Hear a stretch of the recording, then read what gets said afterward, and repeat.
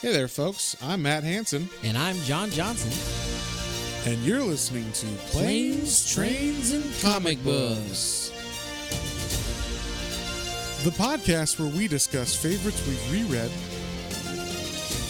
both classic and new comics we want to read, and everything else in between.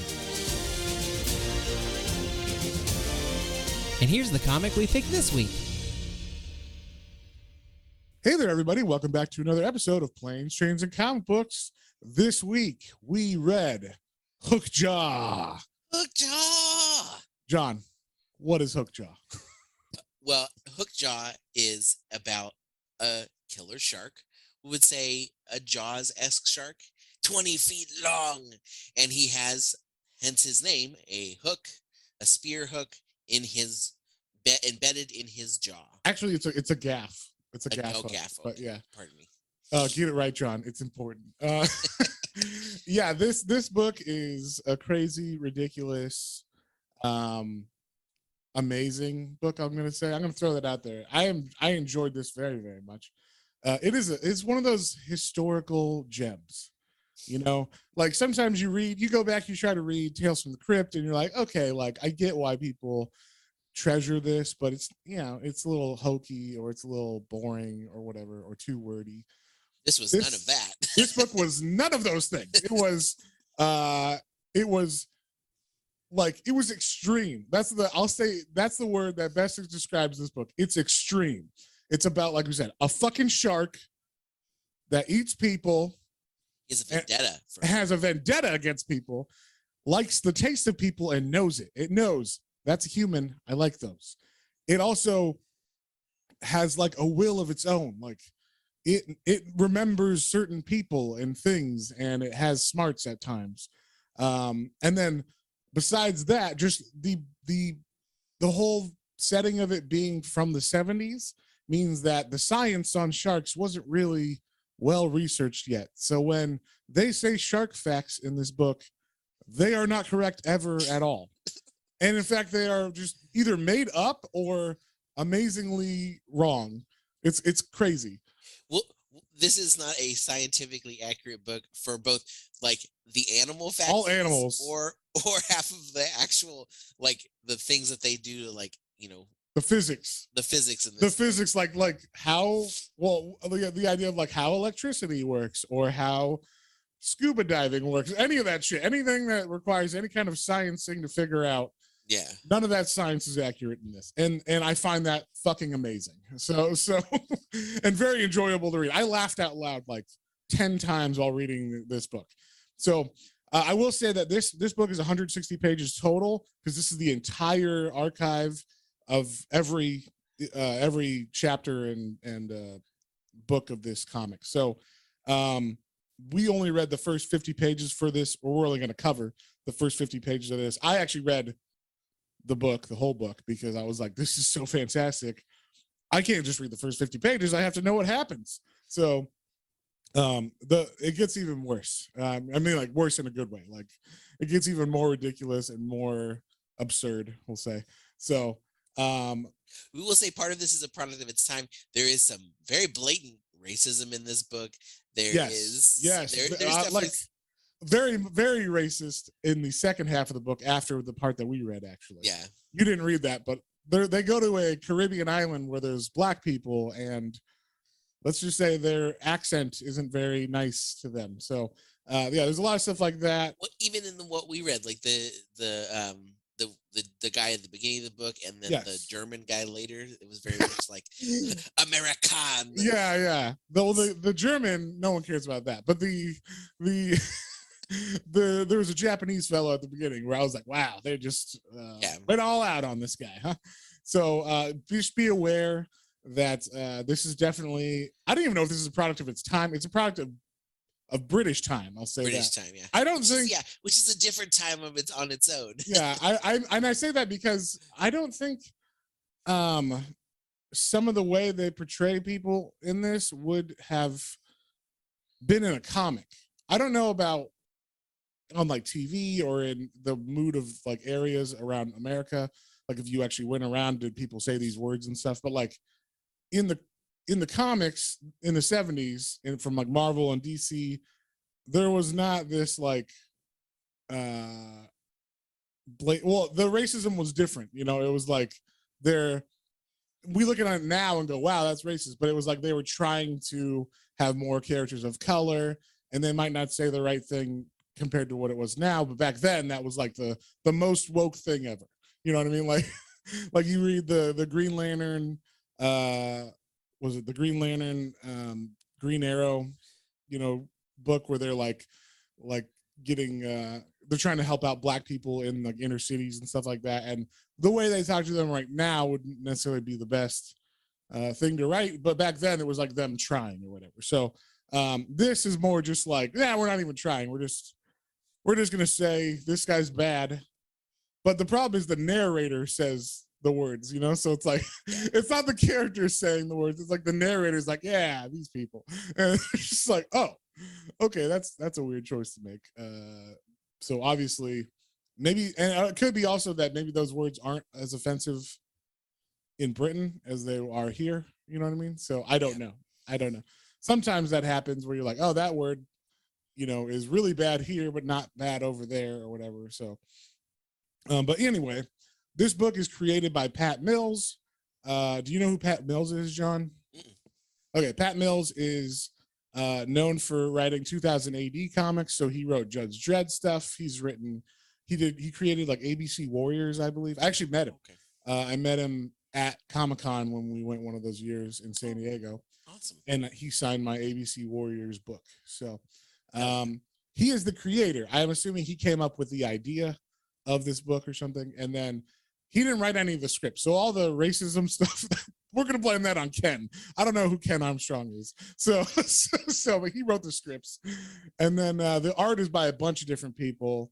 There was not like just one standard one. But this is published by Titan Comics, who is kind of the American side of 2000 AD, I believe. So that's why it finally got put out. And so let's get into Hookjaw. So we start off with the first issue from 1976 called The Great White Death. It just starts off, a boat is sinking it's the SS Keho is in a hurricane, and there's only 3 survivors as it's sinking. And one guy is in the boat. Oh, we'll say I don't remember Hogan is his name, right? Yeah, Hogan. The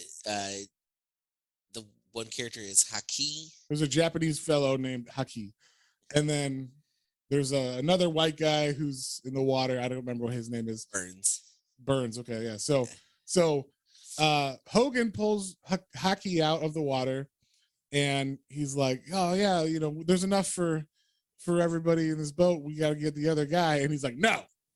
Haki's like, "I don't. There's only room for 2 on this. There's only room in this boat for 2 people." And he slits the dude's throat as he's like trying to like get on the boat.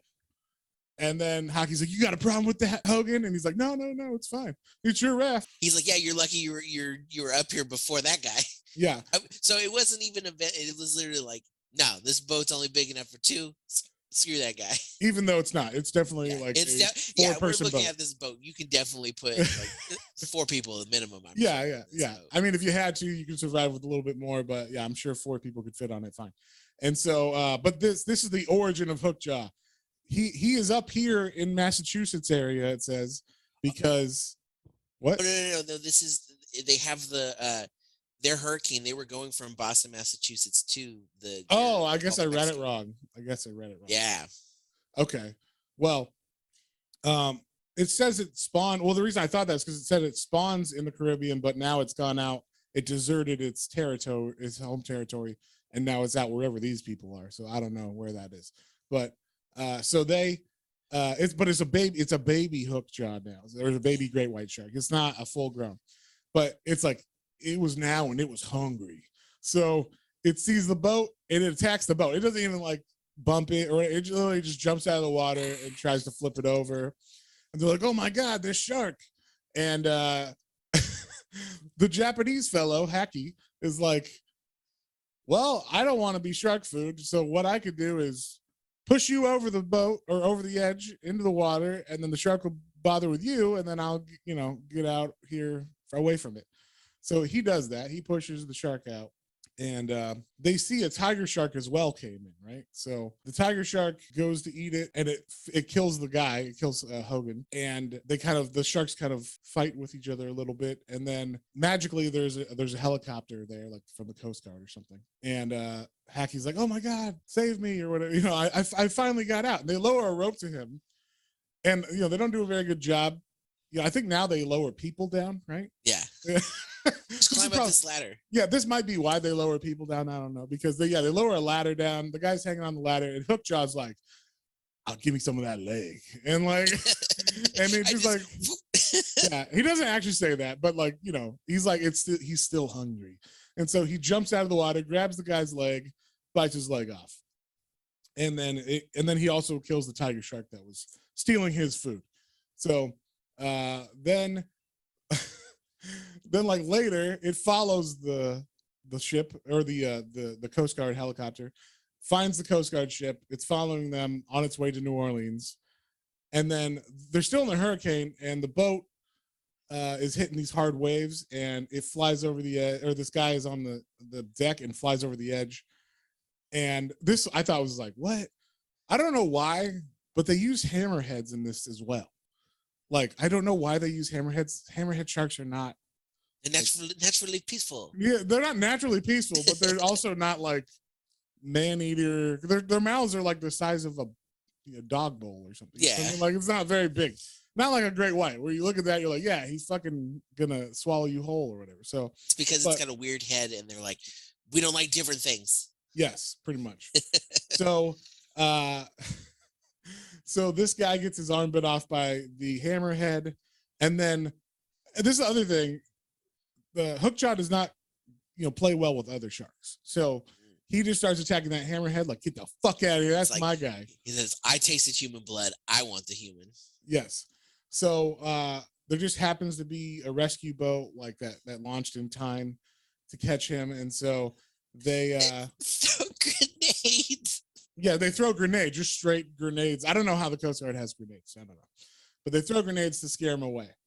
And that does it. That pretty much scares him away. But then we cut to I guess this is in the future now. This is the other thing. It says 6 months later, but it's like, it's not a normal page break. You know what I mean? So they just throw this random panel in the middle of the page 6 months later. And then like it's for economy. We should say that the way that this book is paced is like eight-page stories, basically. So like sometimes there'll be like a full fleshed out story, and then it'll be like I'm gonna get you, shark. And then there's like one page, or no, they'll say like there was one specific page where they had a whole story go for like 7 pages, so 7.5 pages, that was like going somewhere, and then they just don't go there. They're like, and then they just like jump to like the Caribbean on the last panel, and that's it. And you're like, wait, what? Like what? Yeah. And then like the next chapter is like the Caribbean or whatever, but that's like a month later or whatever. So it's kind of like, it doesn't make sense the way they pace it. It's like they forgot, oh shit, we gotta like make sure we lead into the Caribbean, and I just throw the last panel in there and like have that be, making sure we set that up or whatever. So it's a weird pacing. So they'll just jump into areas like randomly. But also we should say, I don't know if this is how it was printed, but the first like 2 pages of each segment are color, and then the rest of it's black and white. So yeah, I don't know if that's choice. Well, it's a lot like manga in that way. Like manga usually starts off with like 6 pages that are color for each chapter, and then it goes into black and white. So it's kind of like that, which I get. The color looked really good. Sometimes on the black and white, I'm like, I don't know what's going on. Yeah. But that's because they're like drawing fish underwater, so it's kind of hard sometimes to figure out. Yeah, and especially when it's like multiple sharks on the page and multiple, Yeah. Well, luckily they do the like narration where he's telling you what's happening in the panel a little bit. So it'll be like, luckily Hookjaw swings his fin around and hits the guy's ship. And you're like, oh, that's what's going on in this panel. Like, luckily that was there. Thank goodness there were words there. Yes, exactly. It's the one time I've read an old comic with that shitty narration style in it and it made sense, and I appreciated it. Because most of the time I'm like, why is Stanley talking so much? Like, you know what I mean? Like we can see everything on the panel because you have Steve Ditko or Jack Kirby drawing, so we don't need to explain what's going on in this panel. But on this, we don't have that. We got jobbers who are barely able to draw fish underwater. So, and also I would say Hookjaw. Sometimes I didn't know if it was Hookjaw in the panels or a different shark, because there's, like we said, there's other sharks, and they didn't really keep to model for a Hookjaw. You know what I'm saying? So like the only reason you know it's him later on is we'll get to there, but when he gets his hook in his mouth, that's Hookjaw. So anyway, we cut to 6 months later, and Haki's like, Haki, the Japanese guy that got away, he's like now on a vendetta to kill Hookjaw. And well, it's not just Hookjaw, but he's like a commercial trophy fisherman, I guess. Yeah. Which I'm like, I don't even know. Was that a thing in the 70s? I guess it must have been, but I guess. But they're doing it for other people, so it's like it's not even like they're like, we're gonna get this trophy for someone else. Yeah, it's like kind of weird. It's like if Bill Gates was like, I would love to have a whale shark mounted and stuffed in my front yard or whatever, and go get it for me, Haki. You know, like that's what would happen. Yeah. And then so that's what they're doing. They're chasing a whale shark, the most docile and gentle of the sharks. And it's a fish. Well, all sharks are fish. Are they though? Yes, they are. Family. No, all sharks are fish. Come on, John. You have the scientific knowledge of this comic, all right? So anyway, didn't you watch Shark Week? Don't you know these things? They didn't, for sure. The people who wrote this did not watch Shark Week. At least they wrote this. But anyway, they're chasing this whale shark around, and they're shooting it with a harpoon, and the blood attracts who? But Hookjaw. And Haki sees the dorsal fin of Hookjaw come out of the water, and he's like, oh my God, that's that shark. I'm going to kill it. Like, I don't even know how he knows. He just says it's a great white shark. It might be the same one that took my leg 6 months ago. Very random if it was, you know what I mean? Like just the off chance that it actually is the same great white. And he shoots it in the dorsal fin, which with like a gun, which blows off like a chunk of it. So that's another way we can tell it's hook fin later on, or Hookjaw. Hookjaw, yeah, it's because of its fin. Hook fin. That's going to be the comic I write. Hook fin. And is going to be not a copy of this, so don't sue me. But yeah, so they have a spear in the back, or harpoon in the back of the whale shark, and the whale shark being gigantic, because they show it like next to the boat, and it's like way bigger than the boat, and it freaks out because it's got a harpoon in its back, and it topples the ship out of the water and like makes it flip over and breaks it all up and everything. And then Haki's in the water, and he's like, oh my God, no. Like the best thing was like Haki was like talking to a guy who was like, this is gonna get us each $20,000. And then Haki sees the guy get eaten, and he's like, well, I guess it's just 40 now for me. So like this dude he's just a scheming he's bad guy. And I would say that's not necessarily the racist part of this. It's what they refer to him as, a name that's not very nice nowadays. But the everybody in this book is a dick. Like the bad guys are all like this guy. So it's not just that he's Japanese that they're saying. They're not making a point on that. I don't think at least, because the later on the bad guy's like a white guy, and he's like a total asshole. So he's just as greedy as Haki is. So yeah, Hookjaw eats Haki finally and just chomps him down. No problem. He dies. So no one got the $40,000. So, and that's pretty much the origin of Hookjaw, where he came from. So yeah, we start the next issue, and this is basically a fishing charter boat that has happened to hook the great white Hookjaw. He's not named yet. He's just the great white of this area. And they're like, oh man, this is great. This shark's fighting back. It's going to be awesome. And they have him on an actual fishing line. And they bring him up to the ship. They go to gaff him, and the gaff, I guess the shark just like chomps down and breaks the stick of the gaff, like the wood part. So the hook of the gaff is stuck in his jaw, and it protrudes like through his mouth underneath his face.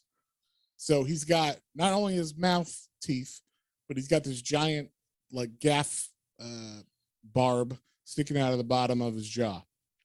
Hence the name Hookjaw. Which he will come to realize is there. And yes. he becomes aware of it, and he's like, oh, I have a deadly object underneath my They actually name it, like the narrator calls it his deadliest weapon, like his ultimate weapon. Like the shark is aware of his ultimate weapon and like will stab people on purpose with it, which is fantastic.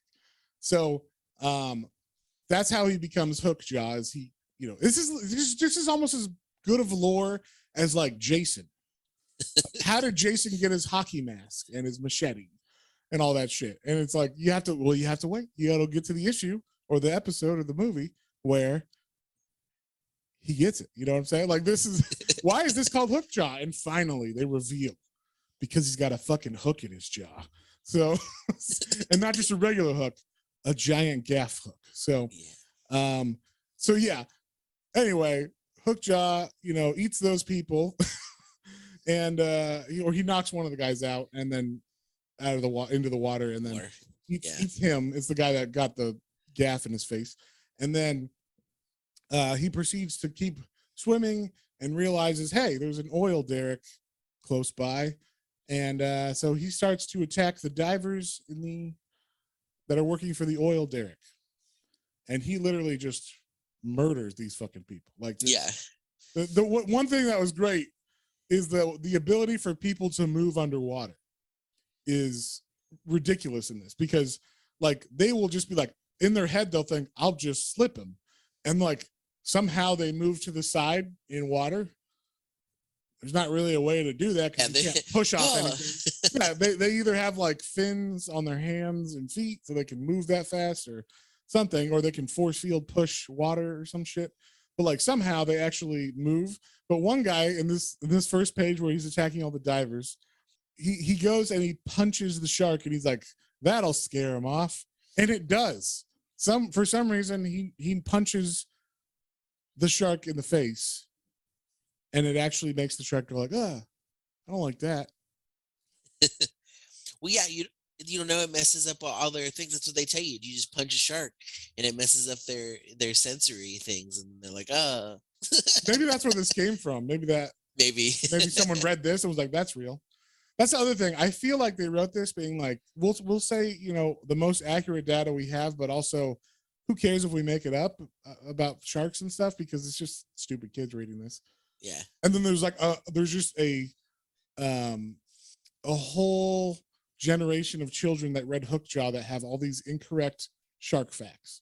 So they believe I know all them about sharks. Let me tell you. It's like I just said that I wasn't thinking about sharks being fish. So I feel stupid. Exactly. But I knew that. I know they're not mammals. They're cold-blooded. But anyway. Well, you got confused because it's the whale shark. Yes. You were thinking it's not a whale, it's a fish. Yeah. But yeah, I already knew that because I watched Shark Week, John. So I love Shark Week. Obviously not as close as me. Yes. The other thing that happens, here's like the first bit of science that I laughed out loud at. So the guy that punched the shark in the face is like, I got to get out of here. And, they're below the ocean. They're diving, scuba diving.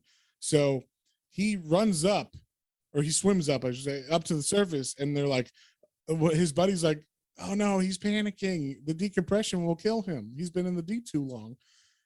And then the next panel, he gets to the surface and he just explodes. He blows up from the decompression sickness, they say. I'm like, that's not how decompression works. It was the most ridiculous thing I've ever seen. I was just like, and it's great because it's like the page before was color.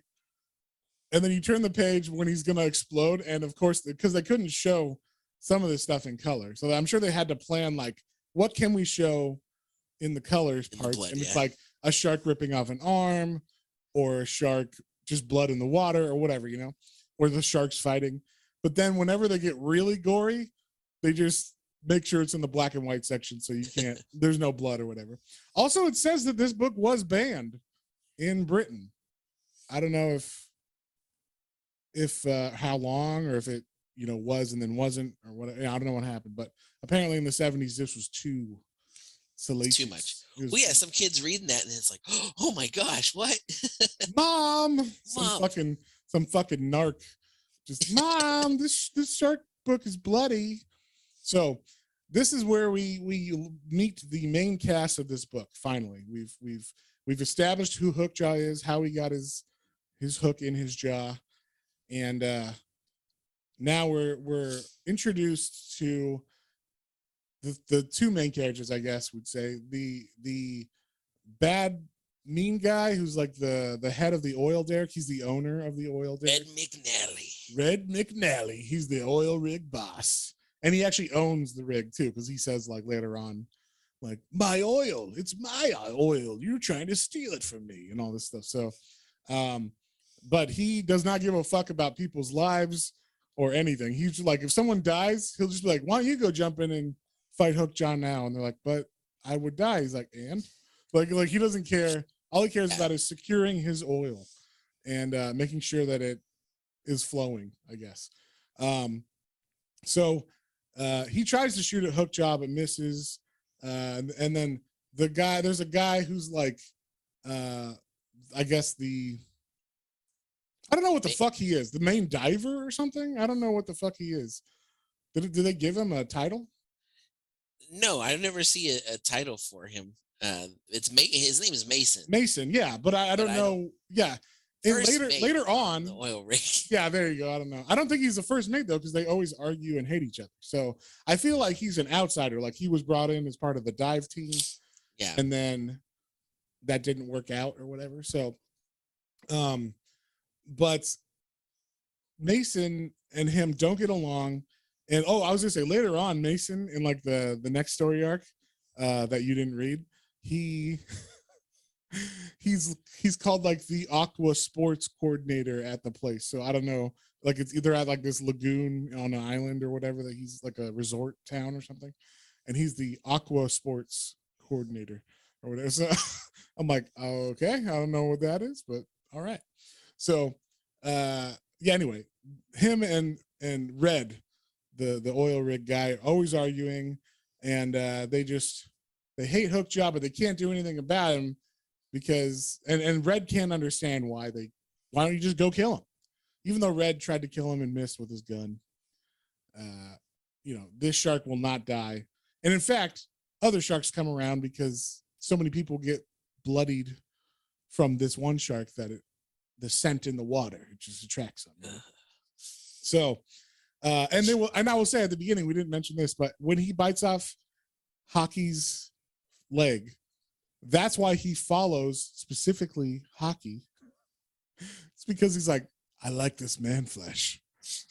Like, I got to get me some more of that. And it says like he gets like a bloodthirst for just man flesh or whatever. Yeah. So it's fantastic. It's just that idea, like, I'm going to follow this ship because I know that the guy landed on it, and then I'm going to follow his fishing vessel and all this stuff. So in the meantime, I wonder what he was doing when Hockey was on land, like recovering. It said 6 months later, so he's just waiting on the shoreline, waiting for Hockey. He just pacing the shoreline. Yeah. But anyway, we cut back to this oil derrick, and we start the next little chapter of this. And the oil derrick has struck oil finally. They've been trying to get to the oil pocket, and they finally do. And this is great. I don't think this is actually what happens in ocean oil derricks, but they make it like it's an old west oil derrick, like There Will Be Blood style oil derrick. It literally just starts. It looks like an old school one oil derrick, like from that movie, and it just starts gushing oil out of the top of it in the middle of the ocean. So I'm like, that can't be good. I mean, I've seen oil derricks have oil blowing out of them, but usually it's like right when they hit, and it's not like this, like it's supposed to do that. It's like someone's trying to cap it, and a little bit squirts out while they're trying to cap it. You know what I mean? Like it's not literally like we hit it, let it flow until like for days until we can get it capped, underneath or whatever. Like, yeah, I'm sure it'll be fine. Nothing. Yeah, it's all good. Don't worry about it. So they hit oil, and then there's some like, I don't, who are they? They're like they're press, The mail. right? The mail, that's what it is. The mail, yeah. So a mail boat comes, and I'm like, where did they get this shit? You know, like a mail boat? Is this a post office mail boat? Like, did they this British They post gotta office? send letters back and forth to their loved ones. That's true. Yeah. Well, I also was just saying Mason is supposed to be British. I don't know if you knew that, but they call him a limey a bunch of times in later issue, the ones that I read later on or whatever. So I think he's supposed to be British. Obviously, all the bad people are supposed to be like American in this, like greedy asshole Americans or something. So oh yeah, they talk about the Texas oil tycoon. yes, yeah. So the mail people, they're like, hey, we got your mail, and then they're like, hey, there'll be a lot of, I guess, mail going back and forth because of you now you actually have something to write about because we hit oil and we're just letting it flow into the water. And and I guess Hookjaw's like, that boat's small enough, I can take it. And it hits the boat and puts a hole in it, knocks it over. And it's kind of like Jaws. Like Jaws is so big, you know, he can break through the orca's bow or whatever, you know. Yeah. That's basically Hookjaw. And I want to say, is this before the movie Jaws, right? This is before that. Yeah. Didn't Jaws come out in like 79 or something like that? Or 8? No, 79, I think it came out. I think so. Something like that. Oh no, Jaws came out in 75. Oh, really? Okay, then never mind. So this is, yeah. Never mind. We know where they got this idea. Yeah, we know where they got the idea. I was gonna say, did they steal it from Hookjaw? But no, this is better than Jaws. This is, like I said, this is like Jaws 4 if Jaws 4 was much better. Like like if they made up the extremeness of Jaws 4 a little bit more in the dialogue, it would be better. It would be more like this. So anyway, the male people literally just get torn up. They're fucking dead. Like they show Hookjaw. This is great too, I thought. I don't know what you thought about this, but there's a technique in some manga comics, like whenever you're showing the kill scene or the bad guy when they first are gonna fight, the bad guy is drawn like 10 times bigger than they actually are to give the sense of like ominous, you know, threat or whatever to the reader. Well, in this, Hookjaw will go from regular great white size to, they say he's 22 feet long, which is probably a pretty big great white. But when he's going to kill some people, sometimes they literally, like he is 40, he's looked like the Meg. Yeah. Like his mouth is big, is 4 times larger than a human. So when he's, go. No, I was just saying, yeah, he opened his mouth and it's like, oh, the person could just like fall and disappear. That happens. That happens in this comic. It's like ridiculous. Like they show this male guy getting eaten by Hookjaw, and he's literally just swallowed. Like Hookjaw bites his legs off, but his legs are like little toothpicks in his teeth or whatever. Like, you know what I mean? Like he's so much bigger than he actually is, which I thought was fantastic. I just enjoyed that part of the art. But they're like, Red, the foreman, is like, oh, now that Hookjaw's distracted because he's eating the male people, that now we should go down and put the valve in to cap off the line that's just spraying oil into the water. So that you have to go down in the water to It's not above water like a normal one. It's, you got to install the valve under the water, which makes no sense. The valve's not even installed yet. Yeah. Like you should have planned this beforehand. Put the valve in and then, you know, had a remote control turn it or something. You know, no, we'll just let it spill into the ocean. You know, I don't know if you know this. Fish and sharks, they love oil. They love oil. So they go down and they use something I didn't even think was around in the 70s anymore. They use what is it called? A bell, a diving bell, they call it, to go down. And do you know what a diving bell is? Is that the thing that you ring when you are ready to come up, or no? I don't know. Oh, a diving bell was like the first submarine, we'll say. Like it basically was the shape of a bell, and like a person would go under it and it would hold the air inside of it, and then it goes down, but it's open on the bottom generally. That's to trap the air. This looks like a mini sub, so I think they got the word wrong maybe. But they're like, get the diving bell. We need to go down there. And so the divers are diving, and I guess McNally, the Red, the foreman, is in the diving bell, like keeping an eye on things happening. And the divers see Hookjaw coming because he's done eating those people, and they're like, "Don't worry, the oil will block the oil will block the shark's view, so we're like cover. We have cover from the oil." So, and I was like, "But oil doesn't mix with water, so it would just Yeah. float to the No. top." Wait, what are you talking about? Yeah, I don't know anything. Anyway, and then one of the divers is like, it's so dark, I can't see anything. I got to get back to the diving bell, and he just swims into the shark's mouth, like, Yeah, and this the is shark. Oh yeah, what were you gonna say? no, this is what we were talking about. Like Yeah. he just swims for it, and he like just basically would be swallowed whole, as big as they make him look Yes, in this panel. he's putting his hand out like he's blind, like in the water, like, well, let me just feel around for that diving bell.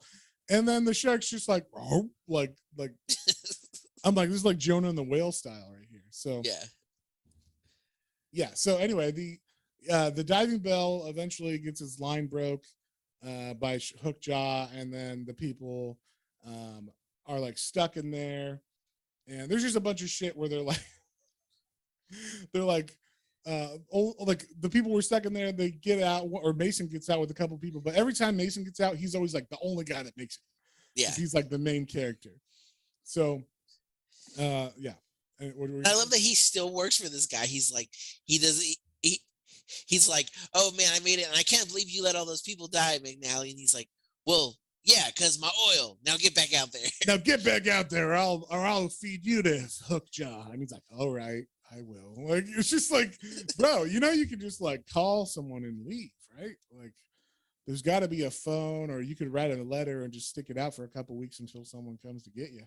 But either way, and then we get the introduction of the German shark hunter. So yes, Red McNally is tired of Mason fucking up killing this shark, and so he hires a actual trained shark killer who, it says, lost half of his neck to a mako in Australia. And this is where he keeps calling people Amerikaners. I was like, what is this word? Amerikaner. They spell it with a K. I was like, yeah, Amerikaner. And I guess it's because he's supposed to be German. So it's like, yeah, you Americanas. Like, I don't know what. Yeah, it's exactly. That's exactly. It's to emphasize that hard K. The hard K. Well, I think also like in comics, you know how like if someone's Russian, when they write the dialogue, all their R's are like backwards or whatever. Or backwards, yeah. Even though the letter is not an R in Russian, but like so like for German people, I guess in the 70s they would just make the letter K be the signifier that this guy is German or whatever. So his name is Karl Kreuzer. Yes. What is it? Karl Kreuzer? Is that what it is? Karl Kreuzer. Yeah. Kreuzer. So yeah, it's spelled like Kruger, but with an S, so Kreuzer. And yeah, basically he tries to take on Hookjaw, and he fails. We'll say it like that. He tries to pull like an Ahab, where he like has a spear and he's on the front of his boat. And this was where like somehow these people can move way better in the water than they should be able to, because he goes in the water and Hookjaw's coming after him, and he just like whoop and like dodges Hookjaw, grabs onto his dorsal fin, and then like they put stuff like like Kreuzer tried to rip open his shark, or to rip open his gills like with his bare hands, because that's the shark's breathing system. And then like but it doesn't really do anything to Hookjaw. He doesn't give a fuck.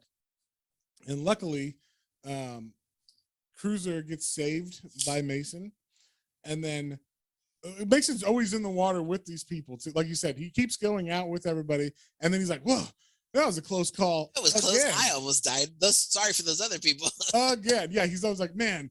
And then he looks at Red and goes, how could you have killed those people? How could you just let them die? And it's like, all right. But anyway, the Kreuzer is very angry that he was put in that position. So he's like, you know what, fuck you, I'm gonna kill you, Red McNally, and unless you give me my money. I still want my money, basically, because like I did my best job. I still want to get paid. And Red's like, here's your goddamn money, and he throws the case of money at him, and it knocks him overboard. So Kruger falls in the water. Cruiser falls in the water, and Hookjaw just is waiting. And this is another panel where he looks literally 40 feet Yeah. long or whatever. Like again, like he's basically like, I don't know, like the size of like a. I don't, in his, it shows him in his mouth, and he's like you could fit four cruisers in his mouth. Like it's just so ridiculous, but I love it. I loved how they would make him so big whenever he attacks people and stuff. And they would also try to like one up every time he kills someone, like how he does it or whatever. So that's true. That's probably my favorite part, is like each time he kills, it's like it's just a little more ridiculous. Yes. And so Red's like, God damn it, I lost all that money. He doesn't care about Cruiser or that he killed someone. He's like, the money fell in the water too. So this was one of the weirdest things I've ever seen. The next story arc of this, they're on a mission now to weld leaky joints in the pipe. So I'm not sure why or how. I guess they are dragging. I don't know what they're doing. If they're dragging a pipe from the shore to the rig. That's what my understanding of it was. It looks like they're welding this pipe from like the shore, to out to the rig now, right? Since it struck water, or since it struck oil. Pardon me. Yes. So okay, I guess that's what they're doing. So there's a boat bringing this giant pipe that's still connected to land. Like it must be like a flexible pipe because it's like dragging along the bottom. Kind of like it looks like it's got a belly in it or whatever because it's dragging in the ocean. But the ship's on top, pulling the top of it over. So they're like, hey, we need to make sure this pipe doesn't have any breaks in it or anything. So you're talking to Mason. Mason, you're the head diver or whatever. You're gonna go into the pipe with diving gear. I'm like, is it full of water? Like, it shouldn't be. The pipe is like full of water for some reason, which I don't understand. Because it's connected to the land part, so it should be empty, not full of water. But he gets in his diving gear, and he's big enough to fit in this pipe. This is also the most terrifying job I could think of. Like, hey, buddy, why don't you go into this 4-foot diameter pipe, 800 feet into it, and make sure there's no leaks, and it's pitch black, and there's a giant shark that's, gonna get attracted to you or whatever. So, but they're like, don't worry, Mason, you'll be fine. We have a diver who is gonna monitor the line while you're in there, and if he sees Hookjaw or anything, he'll tell you. And he's in a cage, so he's not gonna die because he's in protected. A shark cage. Yeah, this is one of my favorite deaths. I think this was amazing. I was like, fuck yes. But so this guy's in his shark cage. He can't be killed by Hookjaw. He's in a shark cage. Yeah, and also Mason is in a steel pipe. It says that is somehow flexible. I don't know if it's like a braided steel pipe or something for this, but whatever. Somehow there's a segmented steel pipe that he's swimming in, and Hookjaw has other plans for the fellow in the cage. The guy in the cage is like, oh my God, Hookjaw's here, but I'll alert Mason if he starts to mess around with anything. But then he looks, he's like, oh, wait, that's not Hookjaw. That's just a different great white. Yeah. And, it's a female. It's preggers. Yeah, it's pregnant. He's like, that's interesting. And then all of a sudden, he starts seeing little baby great whites. He's like, oh, little weird baby great whites. That's cool. And he's like, they're only a foot long. And then he's like, oh, my God, they can fit inside the bars. They're eating me. And then they like, all the babies swarm him. It's like they're little piranhas or something. Yes. Like, ah. The best thing about this, I don't know if you read the foreword of this book by Pat Mills. Yeah. Did you? No, I didn't read the foreword. Pat Mills specifically said, like, Ken gave me all the greatest like shark facts, and my favorite one that was like a shark fact, like a real fact, was this: that baby sharks will swarm when they are born, like piranha.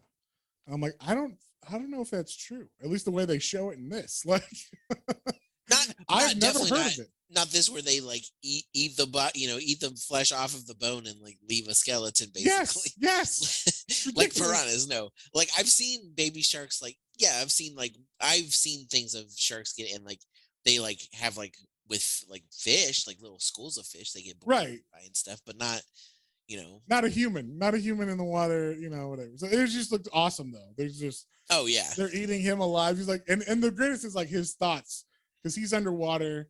I guess they're not thoughts. I guess he's got like a breathing mask on, so he can actually talk. But he's like, oh, the baby sharks are coming through the bars. They're biting me. They're eating me alive.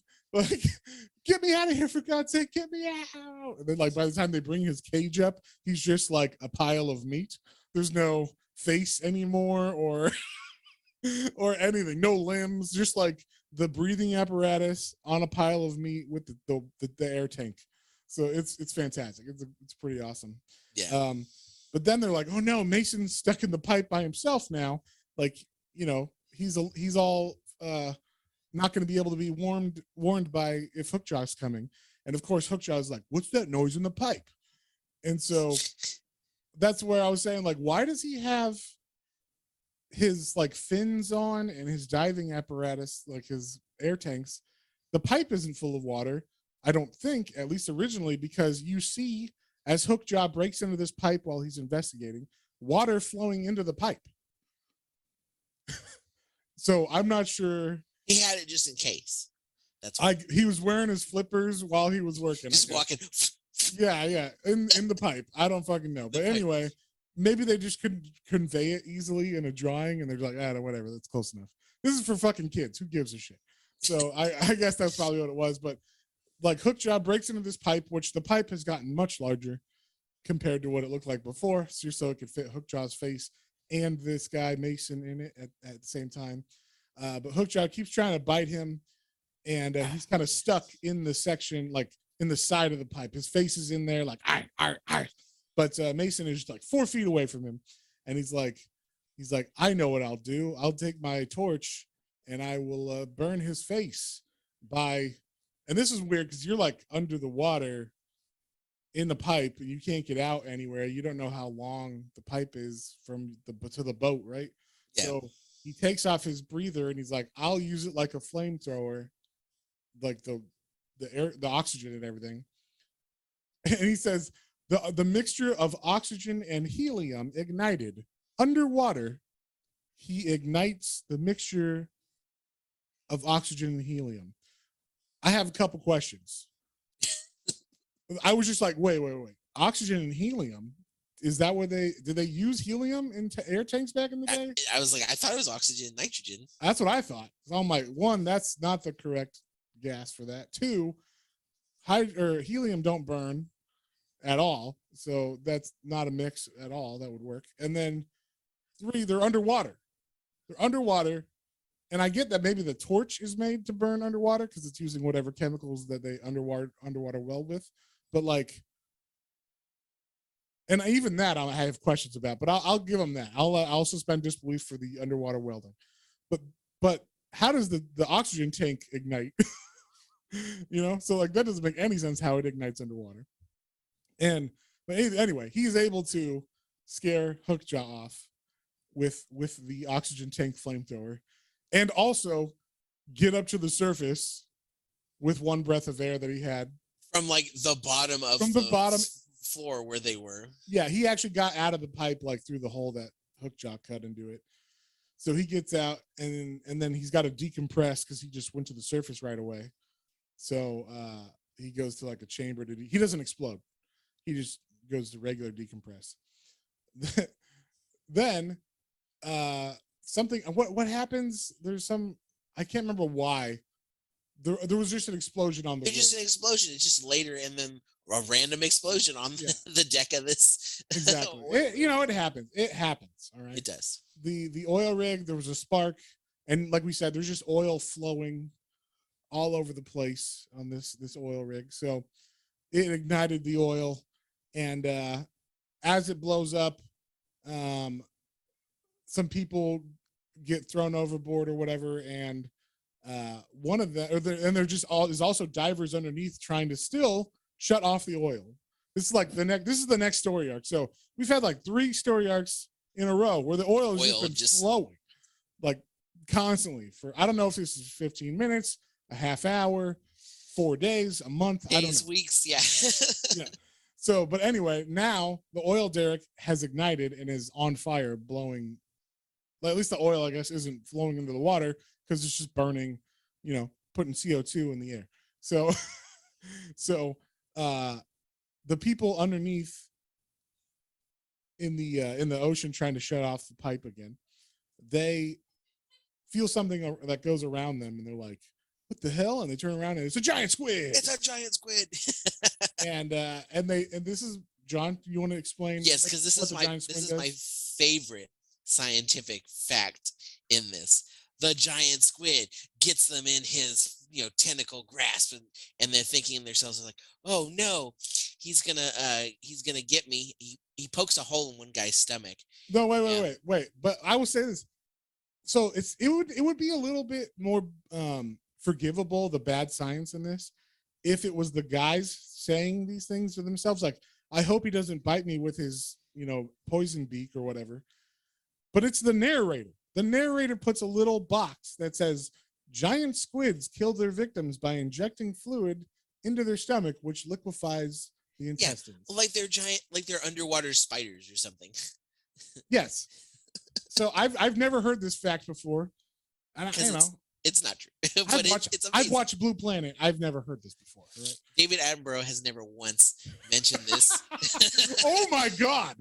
Can you imagine if they just used the science from this and had like David Attenborough be like, as we all know, giant squids, stalk their prey and bite them with their beaks and inject acid into their stomachs to slurp out their insides or whatever. It's like, what? Slurp them out with their beak like straw tongues. Apparati.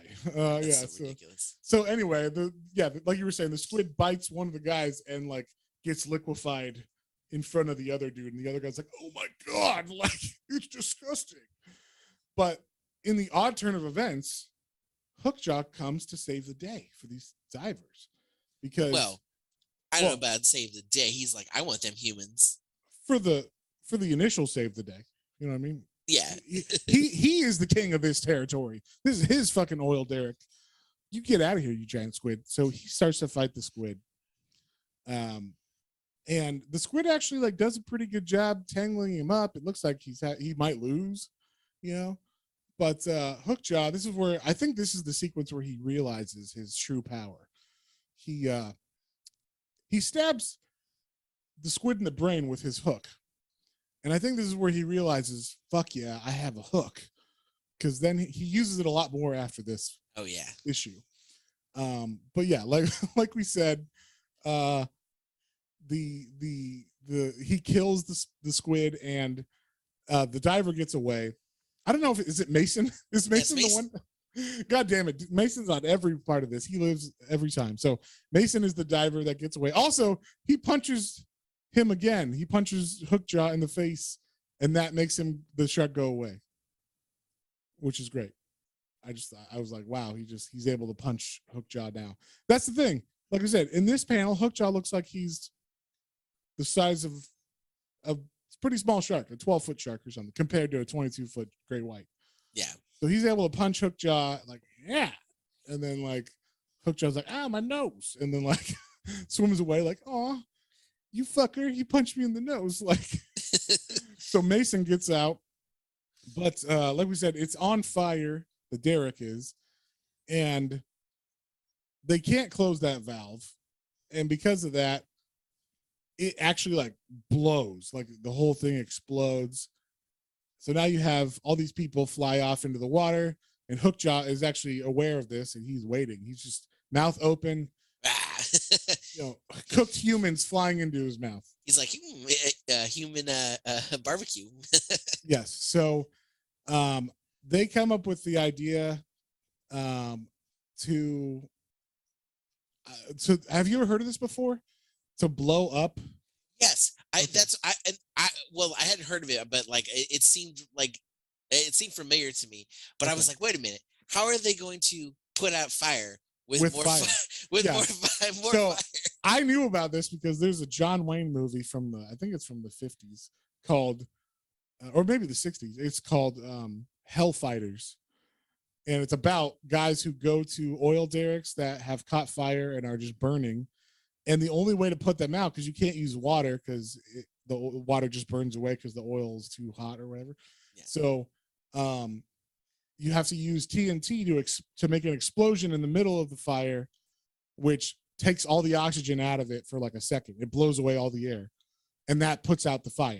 And then now as long as nothing else around it is hot or burnable or whatever, or on fire, it will just then only be spewing oil. So Red McNally calls in his very own Hellfighter crew or whatever, and like in the middle of this, some people are like in the water. Like I think it might be the people that, I guess it's the people that blew out into the ocean from the last story arc, or the ones that didn't get eaten yet. Yeah, and also I should say, because Hookjaw is killing all these people, more sharks are in the water, just other than Hookjaw, because the blood's all in there and everything. So there's like a feeding frenzy of sharks going on, and Mason is like, we got to save those people. And I guess they have a chopper on board. I didn't know that they had a chopper. This is another reason why can't Mason just fly off the fucking thing? But they get to the chopper, and they go to try to save people. And when they're like bringing people up, just people getting their legs bitten off by Hookjaw, like straight up, and then the whole helicopter falls in the water, and because he pulls it in the water, he pulls it in the water after he bites a dude's legs off. Or was it him or another guy that bites the dude's legs off? I can't remember. But either way, the Hookjaw comes out and bites the helicopter itself and brings it down to the water, and then he kills the rest of the people on the helicopter. So, but the team, the Hellfighter team, I guess, I don't know if he hired a separate team or if they just had TNT on the oil rig ready for this scenario. I don't know. So, it looks like that because it's actually Red that suits up to do it with Mason. Yeah, they put on their asbestos suits. I love that. Well, hey, you know what? Yeah. For all the badness of asbestos, guess what? It fucking works. All right. It keeps the heat off of you. All right. It's not great for your lungs, but also fire is not good for your lungs either. So that's true. So what's worse? Yeah, exactly. In the moment, I would take an asbestos suit to fight fires. So not as a firefighter every day, but for one time, for this situation, I would do it. So they get the TNT. They're like putting it into the fire, and it actually goes off too early. So they blow up. It does put out the fire, but it blows up, and then they all fly off. And Mason is able to save Red. Because of course, why would he? This is the most ridiculous thing. He's got Red in his hands. Red is floating in the water unconscious. He hates this man, but he's like, I can't let him die. So Mason is like, I'll save him. And he grabs Red, and Hookjaw comes for the attack, but he goes, this is ridiculous. He misses them completely. And Mason goes, he went right past us. It must be the oil in the water that blocked his sensory canals. So he somehow can't sense you enough that he literally just whiffs right by you. Whoosh right past them. So Red gets saved by Mason, and he's like, God damn it. Like, how dare you fucking touch me? I'm going to hire actual shark murderers to kill this They shark. call the Coast Guard now.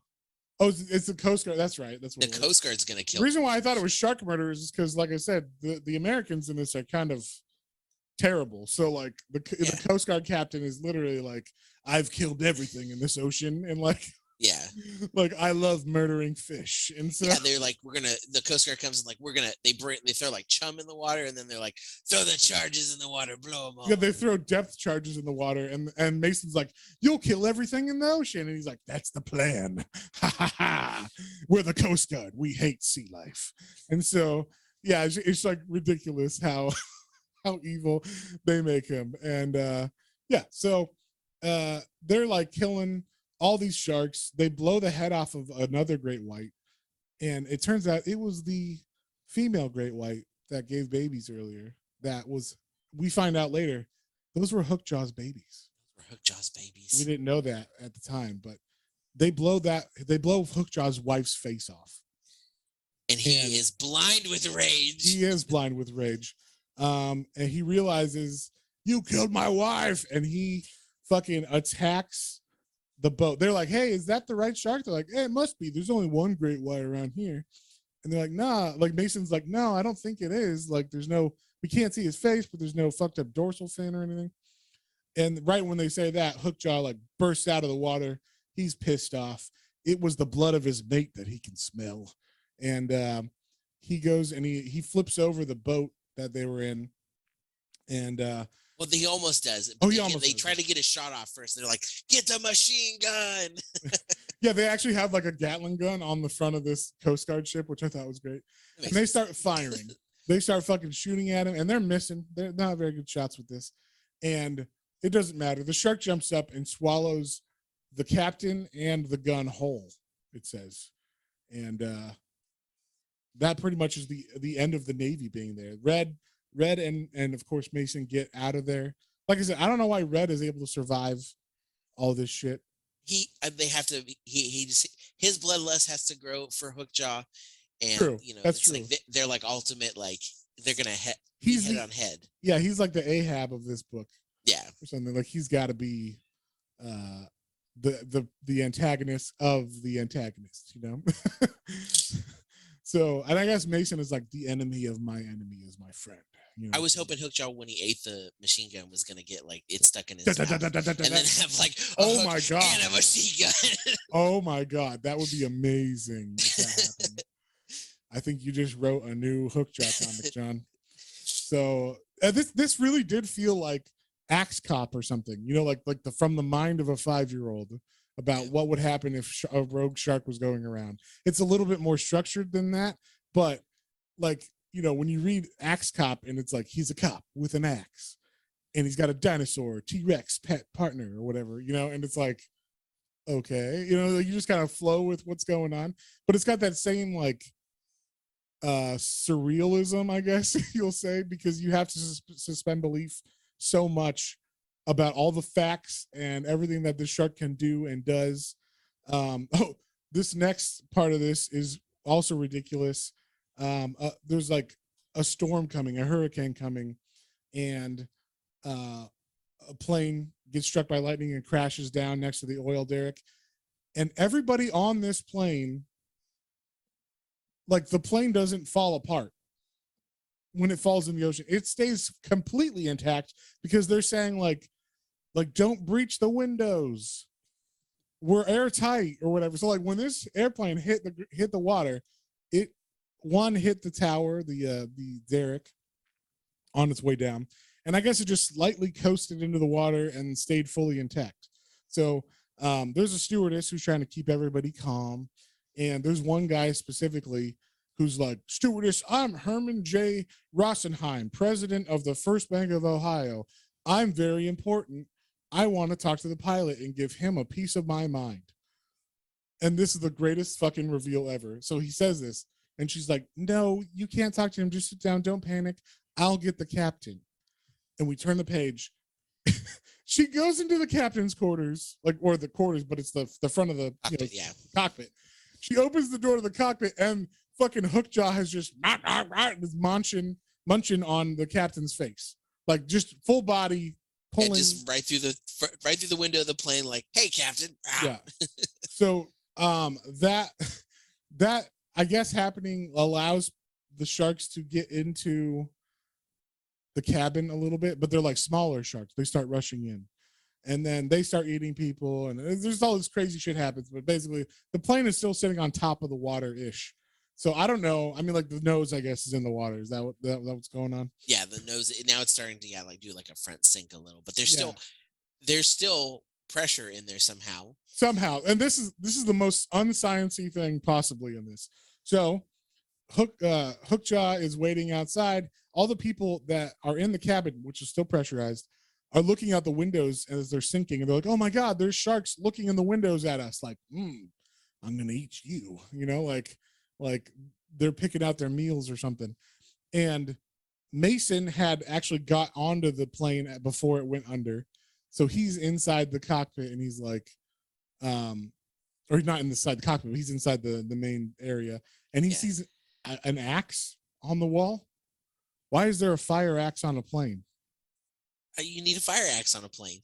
I guess he sees a fire axe, and it's not like an actual fire axe looking. It looks like a fucking Native American tomahawk or something. Like it literally is like a wood. Yeah, handle. it doesn't look like a fire axe. No. And so he's like, I got an idea. You know, you get all the women and children get to this section. I'm gonna blow the hatch. And he hits the axe into the door, the emergency door hatch handle or whatever. And all the women and children are shot into safety away from the sharks by an air bubble because the pressure of the air. It's just so, it's so compact. They're fine, obviously, and they just get whoosh all together, shot out in like a big air bubble to safety. Yes. All the women and children first. All the women and children, but the men did not. So, and this was great. This banker guy is trying to swim, but he gets scared. And so Mason sees Hookjaw like turning towards him, and Hookjaw looks like he's about 3 feet away from him right now. So like, or 3 feet away from the banker. And so Hookjaw is about to eat him, and Mason's able to swim in time to put the tomahawk into Hookjaw's mouth as he's going to open it. He Which like is wedges now it long enough to like wedge it in between, Yeah. and like have his mouth like wide open. Yeah, and he always has his mouth wide open. It's like he wedges it in between like his 2 front teeth or something. Like there's a space there or something. Makes So- me think of a Rancor from Return of the Jedi. Yes, He puts the bone in there. It's Exactly. like, rah! And so the banker gets like pulled into the shark's mouth, but because like we said, at times he's bigger than he should be, he just goes into the guy, into Hookjaw's mouth, and then is like, oh my God, I'm in the shark's mouth. I have to get out of here. And he like tries to use the axe as like leverage to pull himself out. And Mason's like, I don't pull the handle. And as he does, that was the only thing keeping Hookjaw's mouth open. So Hookjaw's mouth slams shut, bites the dude's arm off. Of course, Mason gets to the surface and is pulled out of the water. The derrick itself is falling apart by the hurricane. There's a hurricane. And they get like, hey, we have to get out of here. We got to make one like, I can't remember why they go in the water again. Do you remember why they go in the water? Oh, they're gonna secure what's left of the rig. Oh, that's what And, it is. like, They have to secure it with lines, like with cables or whatever. I guess to make it so it doesn't topple over. I guess, and they can like still come back for the oil or something. I don't know. Yes, but this has one of my favorite panels in this whole comic. So they're like, it's nighttime. We got to dive down there. Like we'll bring a light with us. So there's 3 guys now. There's Red, who's the only person there's only 3 people left on this deck. There's Red. There's a guy named Rick, who's been kind of like Red's right-hand man with things. And then there's Mason. So they all 3 go down there, and Rick is the guy who's holding the light, the diving light for them. And so they can see what's going on. And as they're like getting set up with the cabling and everything under the water, they're like, man, I can't believe we haven't seen Hookjaw yet. And then Rick has the light and he looks over and he sees, oh, it's Hookjaw's little cave. Hookjaw is sleeping like a bear in a cave. Not having to continuously swim to have water go across its gills to make sure it keeps breathing. Nothing Just- like that. Just sleeping in a cave. Yeah. Little Z's. Yeah. So yeah, like they're like, oh my God, I can't believe Hookjaw is asleep. And then we get a little note from the editor. It was thought that sharks never slept, but recently researchers shown that they fall into a kind of trance to recharge their systems. So they specifically put this in here because they're like, this is new science. Like, and then they draw it. They didn't fully understand it though, because they draw it like he's sleeping, you know, in a cave or whatever. So Red, sees Hookjaw and is like, oh, this is the perfect time. I can stab him while he's asleep. I'm gonna stab him in his brain. So he goes to Hookjaw, who's like, probably thinking about his wife and kids and wonders how his kids are doing. Yeah, exactly. That guy he ate that one time. And and he gets stabbed in the head, but it doesn't hit the brain. It was off center slightly, so it doesn't hit him. It just wakes him up, and now he's pissed. Hookjaw, while he wakes up, moves his face and stabs Red through the shoulder with his hook. With the hook. Ah. So now Red is like stuck to the face of Hookjaw as Hookjaw's like swimming towards the other guys to like eat them. And one of the guys, this is one of my favorite lines. The guy with the light, Rick, he's shining it into Hookjaw's face to try to like distract Hookjaw, and he's like, I've dazzled it with my searchlight. Like he dazzled the shark with a light. That's amazing. I don't know. It was just like one of the funniest things I ever read in a shark comic. But so Red is able to get out of the way, but unfortunately Rick, who has the light, is I guess he's got a power line with his light, and he knows the shark's coming towards me. I'm not going to make it. So he takes the cord that's going to his light. The most realistic thing ever in this comic. Yeah, he is underwater. He cuts the line, which is still live. I don't know why he holds both ends of it, because one end has the light, which doesn't matter, and the other end has the power, which does matter. It makes it look like they're both electrified, and when you put them together is when it will. So I don't know why, but for some reason he doesn't die as he breaks the line and the electricity shoots to the water. No, that doesn't happen. Electricity doesn't like water apparently in this book, but it does like sharks, because when he gets bit by Hookjaw, it like hit the bite like connects the lines together basically. Yeah. It electrocutes Hookjaw, and and Rick is dead, and Mason's like, man, like I'm sad that it had to be, but Greaser gave his life to save us or whatever. So that's pretty much the death of Hookjaw, we think, right? He's dead. And then, but is it? And the next story starts, and we see the body of Hookjaw is just floating. He's stunned, though. It says he's stunned from the tremendous shock of the electrical cables. He is sunk down to the seabed, but lurking in the seabed area is barracudas. Evil barracudas see this meal of this shark, and they start to bite him. There's multiple barracuda too. There's like because barracudas hunt in packs apparently. Of course they do, and also strike like piranhas or whatever. So they just start biting Hookjaw, and he is woken up from this deathly shock that he had, because the barracudas are biting him, and his sense of survival wakes him up. Yes. His instinct to fight him off. So he is left killing the barracudas. What were you just saying? I was just saying this is probably the way that this goes is pretty fantastic. So it's Hookjaw fighting for his life against these barracudas, and then Rick and Mason are guy out of the water, and they're on like one of the I guess last pieces of the rig, and they're like, and so they have like a little like fight basically now. So it's like the two main evil guys are fighting like their last like little it was just funny the parallel that they made there. Yes. And so Mason and Rick or Red get in a fight, and Mason is hit overboard or off the derrick into the water, and now Hookjaw, he's up and running. He's near the oil derrick, and he's like, someone fell in the water. I'm gonna bite him. But Mason, being Mason, doesn't die or anything. He just kind of gets out of the way. And Red is like, oh my God, I'm gonna kill that fucking shark, because he's gone mad. They say it wasn't just that he was in a fight with Mason. He was like, it's just the two of us, and you want all my oil money. That's why you're going to try to kill me. Or he goes crazy for no reason. And he's got a harpoon in his hands, they say. It doesn't look like a harpoon. It looks like a chain with a very weird looking weapon on it. Yeah. I don't know. The spear point is like 6 barbs, so I'm not exactly sure what it is, but they say it's a harpoon. He jumps in the water to fight Hookjaw. That's what you do. If you're going to fight Hookjaw and you're going to mano it, you can't have a shark fight you on land. You have to go to his domain, all right? So he jumps in the water, and he's like, I'm going to stab you in your fucking brain. Like, he doesn't say fuck, but he gets all mad. And Hookjaw, he does actually stab him in the head again. Doesn't hit his brain.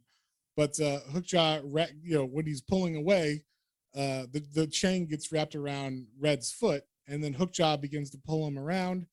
And eventually, he actually bites off the foot of Red, and does he? Yeah. This is like the best kill, I guess, in the whole series is at the very end of it.